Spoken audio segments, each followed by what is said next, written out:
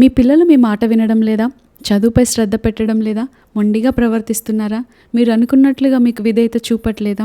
దేవుని యందు భయభక్తులు కలిగి ఉండలేకపోతున్నారా? అయితే ఒక్క నిమిషం ఆగండి. వారిని మార్చడానికి మీరు వారిని తిట్టాల్సిన అవసరం లేదు. వారిని కొట్టాల్సిన పని లేదు. మీ మాట తీరును మారిస్తే చాలు. అవును, పిల్లలు మొండిగా ఉన్నా, మాట వినకపోయినా, చదువులో వెనుకబడిపోయినా, వారిని తిట్టడం వలనో, కోప్పడడం వలనో, కొట్టడం వలనో మనకు ఎలాంటి ప్రతిఫలం రాదు. వాక్యం సెలవిస్తుంది, తల్లిదండ్రుల మాటలలో శక్తి ఉందని. మనం పలికే ప్రతి మాట కూడా వారి భవిష్యత్తును నిర్మిస్తుంది. జీవమరణములు నాలుక వశమని వాక్యం సెలవిస్తుంటే, మనమేమో వారు అల్లరి చేసినప్పుడు, మనకు నచ్చని పనులు చేసినప్పుడు వెంటనే కోపంలో అనరాని మాటలు అంటూ ఉంటాం. వారి జీవితం అలాగే అయిపోతూ ఉంటుంది. ఇదిగో వారు మనం పలికిన మాటల ప్రకారం అయినప్పుడు మాత్రం చూసి బాధపడుతూ ఉంటాం. పిల్లలు మనకు దేవుడిచ్చిన బహుమానం. ఈరోజు వాళ్ళు ఎలా ఉన్నా సరే, రేపు వారు గొప్పవారు అవ్వడం అనేది తల్లిదండ్రులుగా మనం పలికే వాక్యాల మీద, మనం చేసే ప్రార్థనల మీద ఆధారపడి ఉంటుంది. చూడండి, ఈ లోకంలో మనం చూస్తూ ఉంటాం, కుమ్మరివాడు మట్టి ముద్దను తీసుకొచ్చి ఏ రూపం లేని దానికి ఒక రూపం ఇవ్వాలనుకుంటాడు. దాన్ని ఒక ఆకారంలో దాన్ని మలుద్దాం అనుకుంటున్నప్పుడు అది చూస్తే గట్టిగా ఉంటుంది. అప్పుడు కుమ్మరి తిడుతూ కూర్చుంటాడా? ఏది చేయాలో అది చేస్తాడు. అంత మాత్రమే కాదు, మనం మొక్కలను చూసినప్పుడు అవి కొన్నిసార్లు ఎదగవు. అప్పుడు మనం ఏం చేస్తాం? ఇదేంటి ఎదగట్లేదేంటి అని కొడతామా, తిడతామా, నరికేస్తామా? మరొక అవకాశం ఇచ్చినట్లు బైబిల్లో చూస్తాం. మనం కూడా చాలాసార్లు మనం వాటికి ఎరువు వేస్తాము, ఇంకా ఎక్కువగా నీరు పోస్తాము. దానికి ఇంకా ఏదైతే అవసరమో అది చేయడానికి మనం ప్రయత్నిస్తూ ఉంటాం కదా. మన జీవితంలో కూడా అంతే. మన పిల్లలు మన మాట వినడం లేదు అంటే, వారు ఎదగడం లేదు అంటే, వారు జ్ఞానంలో ఎదగడం లేదు అంటే, భక్తిలో ఎదగడం లేదు అంటే, మనం చేయవలసినవి కొన్ని ఉన్నాయి. అందుకే పిల్లల గురించి ఒక కన్ఫెషన్ కూడా రాశాను. మనం ఉదయాన్నే లేచి ఆ మాటలను పలికినట్లయితే వారి జీవితంలో అవన్నీ నెరవేర్చబడతాయి. ఎలా పలకాలి? ప్రతిరోజు ఉదయాన్నే లేచి, నా బిడ్డలు జ్ఞానవంతులుగా ఉంటారు, నా బిడ్డలు గొప్పవారు అవుతారు, నా బిడ్డలు అధిక ధన సంపన్నులు అవుతారు, భూమి మీద ఆస్తికర్తలుగా ఉంటారు, ఎప్పుడు ఆరోగ్యంగా ఉంటారు, వారికి ఏ తెగులు సమీపించదు, ఏ అనారోగ్యాలు రావు, ఏ బలహీనతలు రావు అని ఇలాంటి మాటలను మనం ఉదయం లేచిన వెంటనే వారి కొరకు పలుకుతూ ఉండాలి. వారు చేసే ప్రతి పని వర్ధిల్లాలని, వారి చదువులోను, విద్యలోను, జ్ఞానంలోను, ఇంట, సంఘంలో, సమాజంలో, ఆధ్యాత్మికంగా, శారీరకంగా, మానసికంగా, ఆర్థికంగా అన్ని విషయాల్లో వాళ్ళు వర్ధిల్లాలి అని ఉదయం లేచిన వెంటనే తల్లిదండ్రులుగా మనం వారి నిమిత్తం పలుకుతూ ఉండాలి. వారు సమాధానంగా ఉండాలని, వారు ఆత్మఫలమును ఫలించాలని, దేవునికి సమీపంగా జీవించాలని మనం పలుకుతూ ఉండాలి. మనం పలికితేనే అది కలుగుతుంది. వారు క్షేమంగా ఉండాలి అన్నా, గొప్పవారు అవ్వాలన్నా కూడా, వారు బలవంతులుగా భూమి మీద ఉండాలన్నా కూడా ఆ అధికారం దేవుడు మనకిచ్చి ఉన్నాడు. లండన్లో ఒక బాబు ఉండేవాడు. ఆ బాబు చాలా పేద కుటుంబానికి చెందిన వ్యక్తి. అయితే ఆ వ్యక్తికి తల్లి మాత్రమే ఉంది, తండ్రి లేడు. ఆ అబ్బాయి చిన్నప్పటి నుండి చదువు అంటే అస్సలు ఎక్కేది కాదు. ఇంకా టీచర్లు, స్కూల్లో అందరూ ఇతన్ని తిట్టేవారు. వీడు దేనికి పనికిరాడు, వీడికి బుద్ధి లేదు, వీడెప్పటికీ బాగుపడడు, వీడి జీవితం ఇంతే అని ఎప్పుడు చూసిన రోజు ఏ టీచర్ అయినా తిడుతూనే ఉండేవారు. ఆ అబ్బాయి ఒకరోజు బాధతో ఇంటికి వచ్చి ఏడుస్తూ, అమ్మా నేను దేనికి పనికిరానంటమ్మా, నేను మొండివాడనంట, నాకు జ్ఞానం లేదంట, బుద్ధి లేదంట, నా జీవితం ఇంకెప్పటికి బాగుపడదంట, నేను ఇలాగే తెలివి తక్కువ వాణిగా ఉంటానంట అని బాధపడుతూ తల్లికి చెప్పాడు. కానీ ఆ తల్లి ఏం చేసిందో తెలుసా?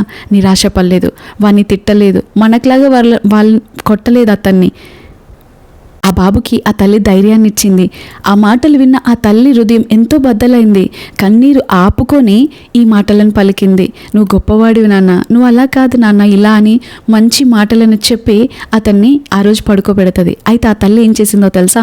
అది మొదలుకొని రాత్రి పడుకునే ముందు ఆ బిడ్డ తలపైన చెయ్యి ఉంచి ఇలా ప్రార్థించేది, ప్రభువా నా బిడ్డ నీ చేతుల్లోకి అప్పగిస్తున్నానయ్యా, లోకం విని తృణీకరించినా నువ్వు విని గొప్ప ప్రసంగికునిగా చేయయ్యా, శత్రువుల ఎదుట, అవమానించిన వారి ఎదుట గొప్పవారిగా నిలబెట్టయ్యా, ఎవరైతే పనికిరాడు వీడు అని అన్నారో వారికి ఒక మార్గదర్శకంగా చేయయ్యా, నువ్వు చేసినందుకు నీ కృతజ్ఞతలయ్యా, నా కొడుకును ఇలా గొప్పవాడిగా చేసినందుకు వందనాలయ్యా అని ఇలా ప్రార్థించడం మొదలుపెట్టింది, దేవుని స్తుతించడం మొదలుపెట్టింది.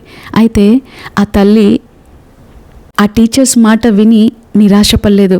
లోకస్తులు పలికిన ఆ మాటలను అంగీకరించకుండా ప్రతిరోజు దేవుని వాక్యాన్ని తన బిడ్డపై ప్రకటిస్తూ ఉంది. కొడుకుని ఎప్పుడు తక్కువ చేసి మాట్లాడకుండా నువ్వు దేవుని బిడ్డవు, నువ్వు గొప్పవాడు అవుతావని ప్రతిరోజు అతన్ని ప్రోత్సహించేది. స్కూల్కి వెళ్ళే ముందు ప్రోత్సహించేది, వెళ్ళి వచ్చిన తర్వాత ప్రోత్సహించేది. అతను లేవక ముందే తన కొరకు ప్రార్థన చేసేది. అతడు పడుకున్నప్పుడు నిద్రపోయిన తర్వాత కూడా అతని కోసం ప్రార్థన చేసేది. వాక్యాలను పలుకుతూ ఉండేది. అయితే ఆ తల్లి పొందుకున్న ప్రతిఫలం ఏంటో తెలుసా? కాలం మారింది, రోజులు గడిచాయి. అందరూ తృణీకరించిన చదువురాని ఆ మొండి బాలుడే పెద్దయ్యాక ప్రపంచాన్ని కదిలించినటువంటి గొప్ప దైవజనుడిగా మారాడు. ఆ వ్యక్తి పేరే చార్లెస్ స్పర్జన్. ఆ వ్యక్తి రాసిన పుస్తకాలు కూడా ఎన్నో. అందరూ అతన్ని ఏమని పిలిచేవారంటే ప్రిన్స్ ఆఫ్ ప్రీచర్స్, అంటే ప్రసంగికుల రాజు, ప్రసంగాలు చెప్పడంలో గొప్ప మహా వ్యక్తి అని అందరూ పిలిచేవారు. అతను రాసిన పుస్తకాలు కూడా నా దగ్గర ఒకటి ఉంది. ఆయన చెప్పిన మాటలు ఈ రోజుకి కూడా ప్రపంచాన్ని ఎందరినో కదిలిస్తున్నాయి, ఎందరి జీవితాలను మారుస్తున్నాయి.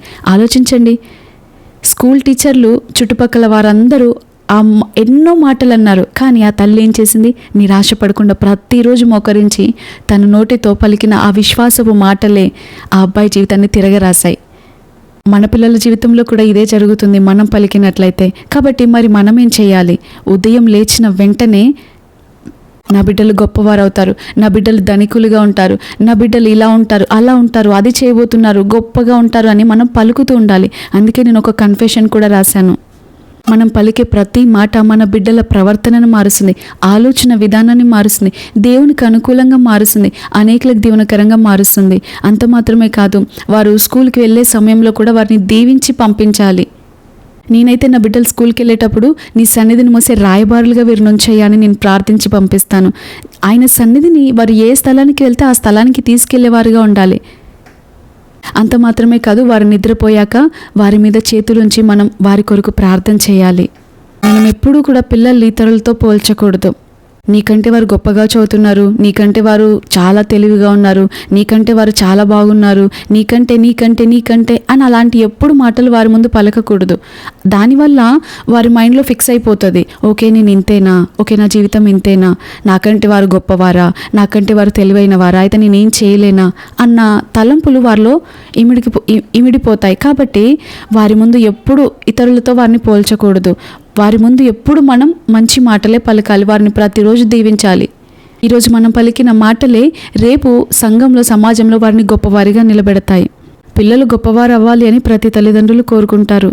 కానీ వారు గొప్పవారు అవ్వడానికి మనం చేయవలసిన పనులు చేయం, మనం పలకవలసిన మాటలు పలకం. ఒకవేళ మీ బిడ్డకి జ్ఞానం తక్కువగా ఉంటే బుద్ధి లేని వాడాన్ని తిట్టడానికంటే బదులుగా యాకోబు 1:5 చక్కటి మాట ఉంటుంది.